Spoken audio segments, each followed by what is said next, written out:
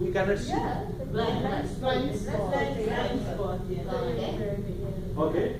Things others knows, things I do not know. Sometimes it happens, okay? I mean, as a supervisor, you are working, yeah, but you don't know. I mean, maybe you are doing something wrong.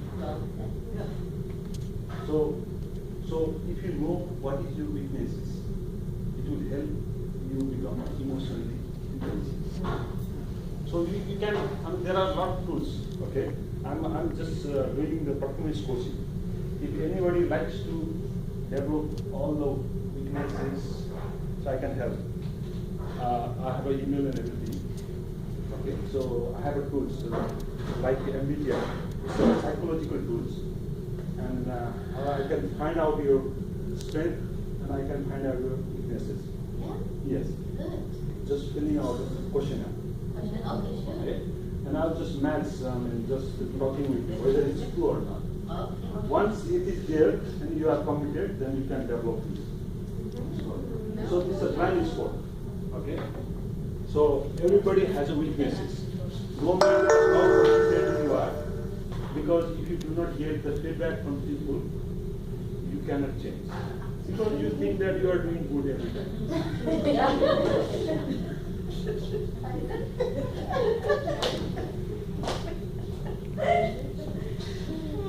Okay, let's go this. Did you? Yes.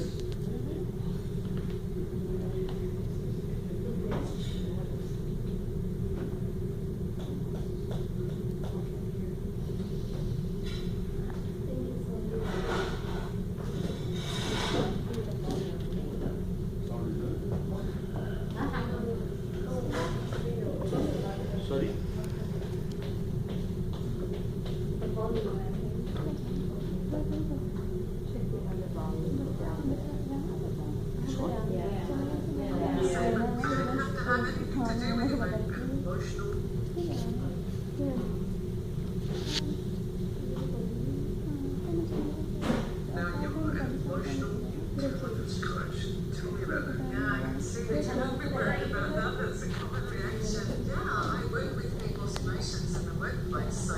Emotional intelligence is really important because emotions drive the behavior of people in your workplace.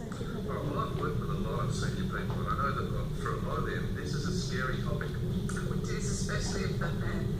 And they say, but we don't have to have anything to do with emotions in the workplace. And I go, well, actually you do. Because if you want your employees to be engaged, engagement is about emotions. And the research is very clear. It says that if your employees do not get on, feel appreciated by the online managers, or they don't feel rewarded, or they don't feel valued, then they're less likely to be engaged. And when employees are not engaged, or they're actually disengaged, then productivity goes down. So it actually affects your bottom line. Emotions drive behavior, behavior drives productivity. Wow, okay. So how do I enhance the emotional intelligence of my workplace? Let's say that you're the CEO. If you're the CEO, you role model emotional intelligence, and the rest of the workplace and organisation will understand that that's actually important. What I see happening is that a lot of very senior people do not role model emotional intelligence in organisations, but they may actually ask me to train more junior managers or their business managers or the project managers and their staff. But meanwhile, the senior executives and the CEO goes around not being very emotionally intelligent. So if you role model emotional intelligence, the organisation will understand that that's the behaviour that's expected in your workplace. Right, so if I'm supposed to role model this emotional intelligence thing, I'm just trying to think from the CEO's perspective here. What am I doing when I'm role modeling this emotional intelligence? You are acknowledging that emotions matter in the workplace, and there's lots of ways to do that. So, Just tell me, shouldn't people just do what they're meant to do and just get on with it? oh, you mean leave the emotions at the door? Yeah, just, come here to work. They do come here to work, and they bring emotions. People are not robots. They bring emotions to the workplace. Do you want your people to be enthusiastic about the work? Do you want them to be determined to meet the deadline? Do you want them to be concerned if they're losing money? Because enthusiasm, concern, determined are all emotions. So emotions actually make an enormous difference in the workplace. And if you're people to leave them behind. You're just going to have people who aren't engaged or aren't even interested in their work. Creativity comes from a special type of emotion. Motivation comes from emotion. You don't want your people to be motivated. Absolutely, but shouldn't they just bring that with them? Oh, I see. It doesn't matter if they come to a rat bag organisation where people are just horrible to each other, where there's just conflict, where there's no reward system, where there's no praise. You think people should just come and be put down and feel unappreciated and undervalued? No. Right, so you're telling me, number one, it's important I can see that there's a number of ways it's going to affect the bottom So line. do you understand that emotions drive behaviour? That do you get that connection? Because that connection about is emotions, not just knowledge, that influence your staff and your employees and your stakeholders and your shareholders and your executives. Their emotions actually influence what they do. Do you get that? I'm hearing that. Absolutely. But do you understand what that means? Like, could you give me an example where emotions might have influenced your behaviour at work? Let's say you're a CEO, imagine. Well, to me, yeah, if the CEO comes in and they're feeling bad, then other people are going to pick up that feeling from them. Especially, yes, especially if the CEO doesn't realise that they're feeling bad or doesn't care that they're feeling bad, and then they become punitive towards really good motivated staff. So I remember one CEO really undermining his executive team because he was in such a bad mood, and so he started retaliating and getting mean and negative to the executive, and he actually ended up losing 2 of his team. Emotions matter. So how does that person learn these skills? Because this is not something that they learn in their past. No, you know, most of us don't learn about emotions at school. You probably, how many hours, months, years did you spend learning to I think a long time. I was just thinking that the emotional stuff I learned outside in the playground, not in the classroom. Yeah, so you've spent years learning to read and yet probably spent 10 hours learning emotional literacy. You probably don't even have a vocabulary of emotional words. You probably have been told by your HR department to leave them out of all your decision making. Well, I'm saying if you're managing people, you need to understand emotional literacy. You need to be able to be aware of your own emotions and those of your employees and those of your stakeholders, and learn to manage them really well for better buy-in and increased productivity and even greater influence. Steve, think how good that would be. Absolutely, to me, influencing people is what lead is all about.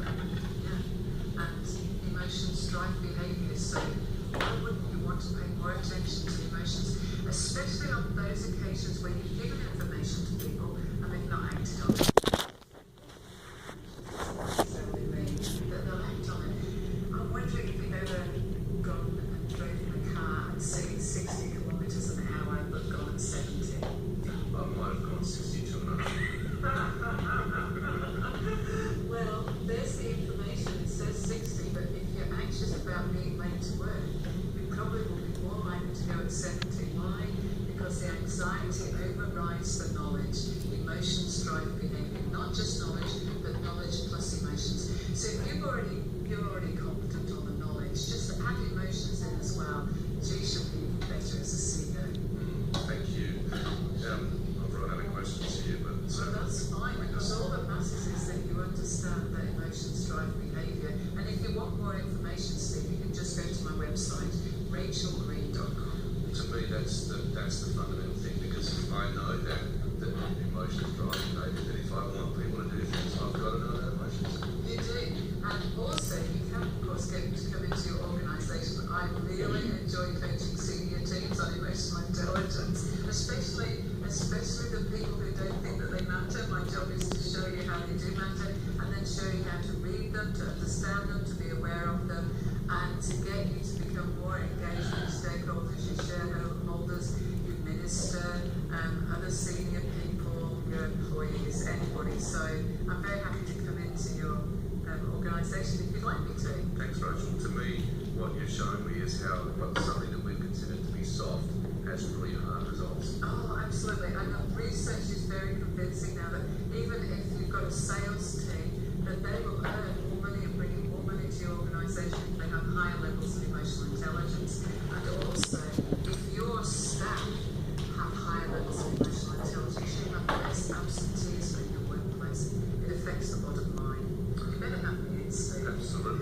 if I want to make contact with you? Yeah, email me is the easiest, rachel@rachelgreen.com, or visit our website, rachelgreen.com. There's masses of information on emotions there, so you can start just by reading all the information and then get me to come in and I'll talk to you about it all. That's fantastic. Thanks very much, Roger. Yeah, I look forward to working with you, Steve. Okay. Thanks.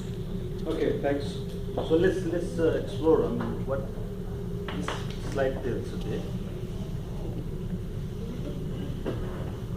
Yeah. So we understand that emotion is a part of life. I mean, we have to be emotionally intelligent. So now we convince. But how are you going to be emotionally competent? There are rules. Okay. So let's go to the negative and positive attractor. There are two feelings attractor: positive emotional attractor and negative emotional attractor. Okay. If you go and talk with the negative emotion, then there is a negative spread around the organization. If you talk the positive, then positive will be there. But negative is stronger than positive. In order to beat 5, 6 positive, 1 negative is sufficient. So think about this. Okay. So destruction is very easy. Okay. So you have to struggle with 5, 6 to overcome negativity in anything. So negative is very powerful. Okay. So okay. Negative, positive emotional attractor is feeling positive and hopeful, thinking about the future, dreams, possibilities, being optimistic, focusing on one's strengths. Okay, excited about trying something new, experimenting and being in a resonant relationship. So these are the positives. You have to be optimistic while talking with your subordinate, your friends, colleagues. Strength, try to utilize your strengths, not your weaknesses. Okay? If somebody has a weaknesses, then if you focus on the weaknesses, these people gets negative, emotional attractor immediately. So if you can balance, if you are giving feedback to a person, like there is a system performance evaluation in the organization, you have to give the feedback. Okay? Start feedback from the positive. And there is a research already done. If you give the 3 positive and if you give the 1 negative, the behavior will change. So you have to balance all those things. If you start from negative, then there is a less chances that this person will change. So if you want to lead the organizations, you have to think that while giving the feedback also, you should be positive. So everybody has a strength. Try to get this strength up. Okay? So,